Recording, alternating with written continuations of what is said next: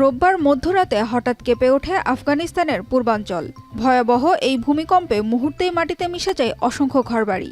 যুক্তরাষ্ট্র ভূতাত্ত্বিক জরিপ সংস্থা বলছে, রিখটার স্কেলে এর মাত্রা ছিল 6। প্রথম ধাক্কার পরপরই আসে একের পর এক আফটার শক। এতে আরও ক্ষতিগ্রস্ত হয় নড়বড়ে স্থাপনা।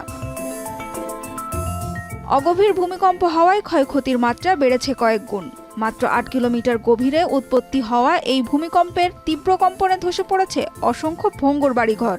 অগভীর ভূমিকম্প সাধারণত সবচেয়ে বিপজ্জনক হয়, কারণ শক্তি সরাসরি ভূপৃষ্ঠে পৌঁছায়, ধ্বংসযোগ্য হয় ব্যাপক। একটি ভূমিকম্প কতটা ধ্বংসাত্মক হবে তা শুধু তার মাত্রার উপর নির্ভর করে না, বরং নির্ভর করে অবস্থান, উৎপত্তি স্থল থেকে দূরত্ব এবং গভীরতার উপরও। ভূমিকম্প ভূপৃষ্ঠের কাছাকাছি বা গভীর ভূগর্ভ থেকেও হতে পারে। যুক্তরাষ্ট্র ভূতাত্ত্বিক জরিপ সংস্থা USGS এর তথ্য অনুযায়ী বেশিরভাগ ভূমিকম্প ঘটে অগভীর গভীরতায়।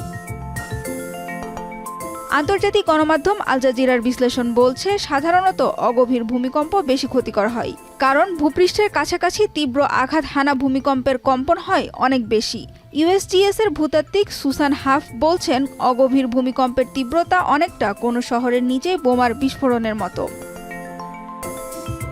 অন্যদিকে গভীর ভূমিকম্প থেকে উৎপন্ন সিসমিক তরঙ্গ ভূপৃষ্ঠে পৌঁছাতে গিয়ে শক্তি হারায়, ফলে ধ্বংস ক্ষমতা তুলনামূলকভাবে কমে যায়।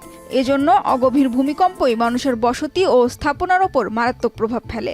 এছাড়া এগুলোতে প্রচুর আফটার শক বা পরাঘাত হয়ে থাকে, যা দীর্ঘ সময় ক্ষতিগ্রস্ত এলাকাকে বিপর্যস্ত রাখে।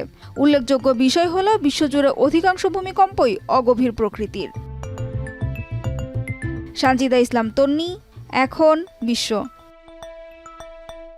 বিশ্বের সর্বাধুনিক প্রযুক্তিতে প্রস্তুতকৃত Arik silver wash detergent powder 500 গ্রাম মাত্র 70 টাকা। রিমার্ক।